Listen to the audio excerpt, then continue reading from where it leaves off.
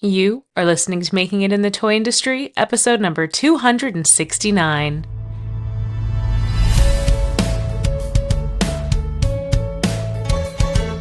Welcome to Making It in the Toy Industry, a podcast for inventors, entrepreneurs, and makers like you. And now, your host, Azhelle Wade. Hey there, toy people. Azhelle Wade here. Welcome back to another episode of Making It in the Toy Industry. This is a weekly podcast brought to you by thetoycoach.com. Before we dive into today's episode, we have to talk about the hottest topic, tariffs, which are affecting the toy industry. Recently, the US and China have come to an agreement. Tariffs on Chinese products are going to be 30% for the next 90 days, and tariffs on US products will be 10% for the next 90 days. So we've got 90 days to import products that maybe have been in holding, or if you're about to finish up production, finish that production quickly and get it here ASAP. Due to the ever-changing nature of tariffs, I don't touch on it as often on this podcast, but if you do want to hear updates, check out my Instagram or my LinkedIn. I'm the Toy Coach on both of those sites.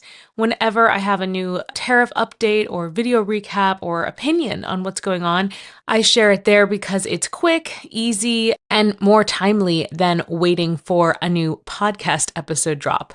So please check that out. The most recent post I did on Instagram talks about what we're learning from this larger tariff situation and conversation. And the biggest takeaway right now that I want us to focus on is diversification. If I were launching a new business today, whether it would be a toy business or I were to bring back my costume company, what I would do differently is I would think about how I can diversify my product line. I might actually start with producing something that I can create either locally or in another country other than China. Maybe I'd go to Peru if I were doing a knit doll. Maybe I would go to Indonesia if I was doing another doll, or Vietnam if I'm looking for some wooden toys, maybe India. And I would try to start with a product that is easy enough to create in those other markets and can get me the margin that I would need to make my company successful and grow. Once I found some stability there, I would then expand markets. I would put a bulk of my products still in development in China because they are just the best at producing the products that we want at the best price. But I would be looking at my product line assortment and intentionally deciding to keep a percentage of product coming from one place and another percentage of product coming from another place altogether. So that if there are future tariff wars, which given our current administration can very likely happen, that my entire business won't shut down because one channel has shut down. If you are a student of Toy Creators Academy, a client of mine, or someone that's just worked in the industry for a long time, you know that it's so much more than just sourcing your product from a new factory in a new country. There are logistics you have to become familiar with, timelines you have to become familiar with, import-export practices per country that you have to become familiar with. And outside of that, there's a relationship that you build with the factories that you work with over time so that you guys can produce product more quickly, efficiently, and of higher quality.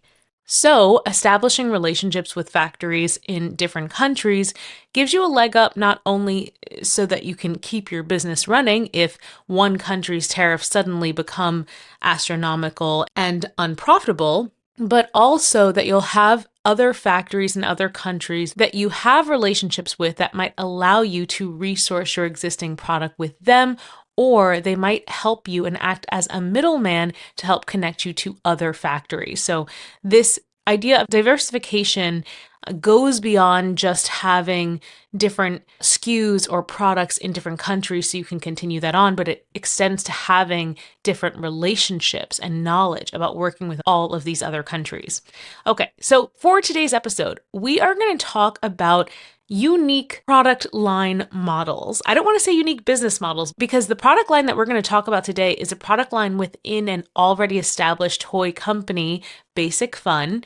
But what is really special about this product line is they are approaching creating product for the mass market in a very specialty way. And the way that they are approaching this can also work with this new mindset of diversification. So if you've been listening to this podcast recently, we had on Courtney Peoples, who talked about how she is manufacturing with her 3D printer at home and selling that product direct to consumers after doing all of the safety testing. And that opened up a conversation of how can we innovate the way that we create products in the toy industry to not be beholden to massive, impulsive tariff changes that this new administration might be bringing about. So that does require us to obviously look for manufacturing outside of China. But when looking for manufacturing outside of China and looking for it in the US, in India, in Indonesia, we also have to think about being creative on the type of product that we produce. So the product that we're going to dive into today is, as far as I know, made in China, but the process and concept behind producing this product actually uses excess material, excess fabrics, and results in a product that has a limited release drop because that fabric will run out. That concept can be applied to, let's say, if you're working with a factory in the US and you can't order bundles and bundles of a certain fabric like you might from China. Maybe you just want to use the scrap fabric to keep the cost a bit lower. This way of thinking is the new way of thinking we have to have about our toy products. Will it require additional testing? Yes. When you change your materials in the toy industry, you do have to retest your product. But if we work that into our pricing models, it may be able to work. So I hope that this episode and this interview inspires you to think differently about the way that you develop your toy product lines, especially considering this innovative product line was created by a major toy company. And if they can execute something like this on a mass scale, you can definitely do something like this on a smaller scale. So today I'm taking you inside an interview that I actually held at New York Toy Fair, where I got a sneak peek at one of the most exciting new products that's going to hit shelves in 2025. I had the chance to chat with Lisa Doiron, the VP of Global Brand Marketing at Basic Fun. We spoke right on the show floor inside of their toy trade show booth, and she showed me something that I know you're going to want to hear about and you're going to love. It's their newest launch coming fall 2025 called ThreadZ. It's ThreadZ.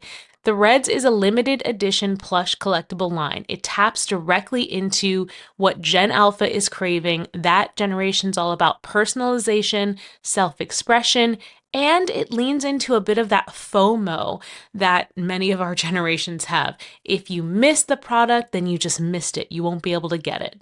These plush characters each have their own personalities, unique looks with their one-of-a-kind fabrics and prints, and they're released in small, never-to-be-repeated drops.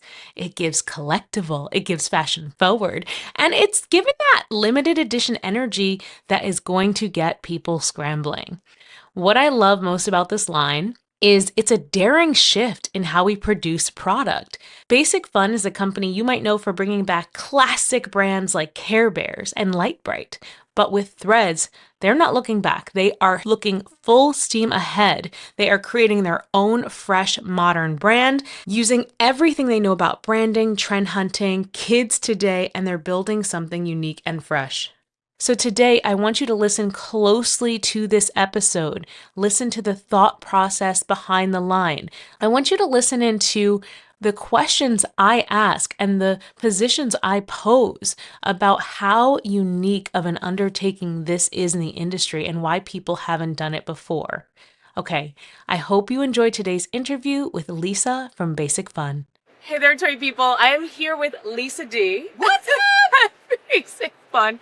Okay, Lisa, you are the Vice President of Global Brand Marketing here. Yes, I am. And you just showed me a really cool new product. Yes. ThreadZ. Yes. I got the exclusive take. I got into one of the secret booths at Toy Fair. I found ThreadZ. So tell me all about ThreadZ. Yeah, ThreadZ is going to be our newest plush collectible brand coming out in fall of 25. All you older age Gen Alpha girls, shout out to you as you're doing your ThreadZ hunting out there. All about making sure we have unique styles with customized prints and fabrics. They're all going to be done in limited runs. So if you see this little guy out there in the market and you don't get him day one, You may not find him again. It is all about the hunt, right? You guys are hunting for fashions. You're hunting for looks. You're going to be hunting for these characters. We have them in 3 scales. So a 10-inch, an 8-inch, and a clip-on dangler for your backpacks, your purses, and the like, which is really amazing. All unique styles, all unique fabrics. They got amazing looks and personalities to them. So if you see one, get it, because if you don't, it's going to be gone. I gotta give a shout out to my cousin Lily because I know she will love this brand. Hi, Lily. We will get you one. Okay, Andrea, her mom is just gonna hate me, but we're gonna have to get into the ThreadZ world. But listen, We'll hook you up. Okay.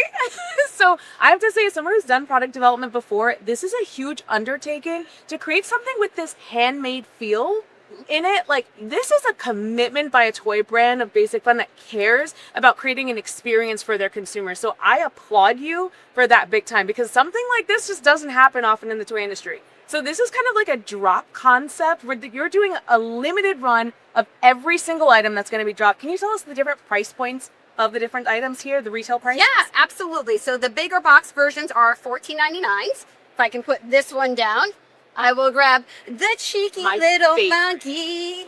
This one's at $10. And again, unique styles in this scale versus the other one.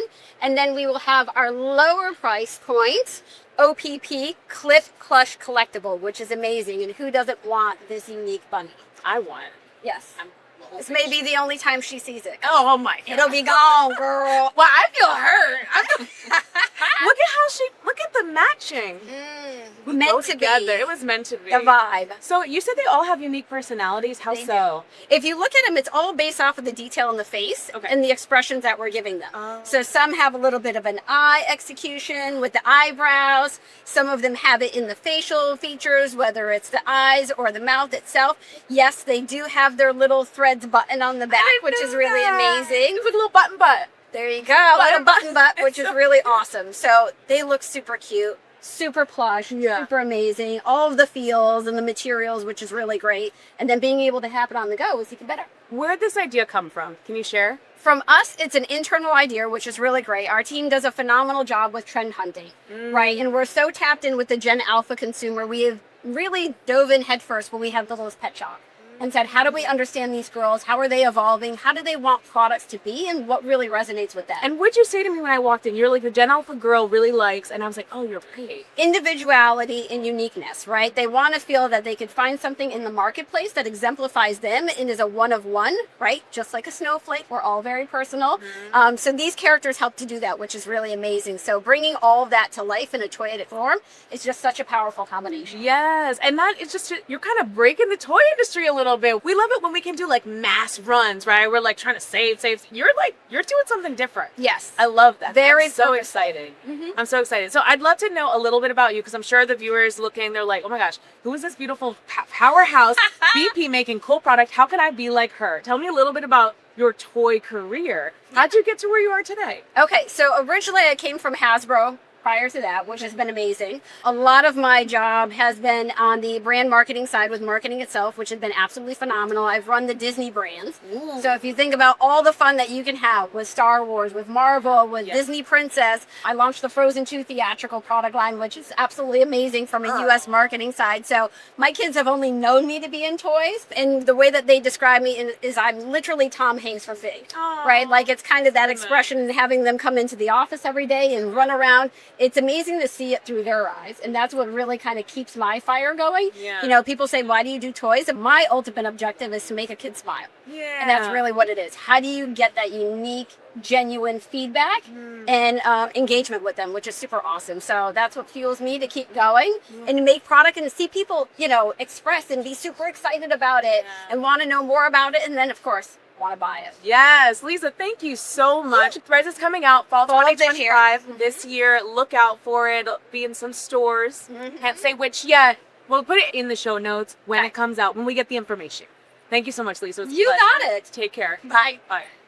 Well, there you have it, toy people. My interview with Lisa Doiron, the VP of Global Brand Marketing at Basic Fun. I hope you enjoyed this episode and it inspired you to think differently about the production process for your toy product line. Maybe a unique spin on your production process can become part of the personality, vibe, and the interesting nature of your toy itself.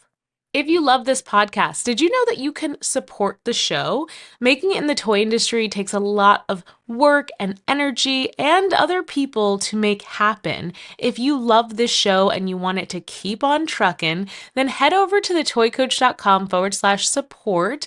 Show some love, support the show that helps creators like you grow and launch their businesses, build relationships, and inspires new ideas. And if you haven't left us a rating and review yet, wherever you are, please stop, give us a 5-star rating, leave us a review, and tell me what you think about today's episode and if it helped you think differently about your toy brand. As always, thank you so much for spending this time with me today. I know your time is valuable and that there are a ton of podcasts out there, so it truly means the world to me that you tune into this one. Until next week, I'll see you later, toy people. Thanks for listening to the Making It in the Toy Industry podcast with Azhelle Wade. Head over to thetoycoach.com for more information, tips, and advice.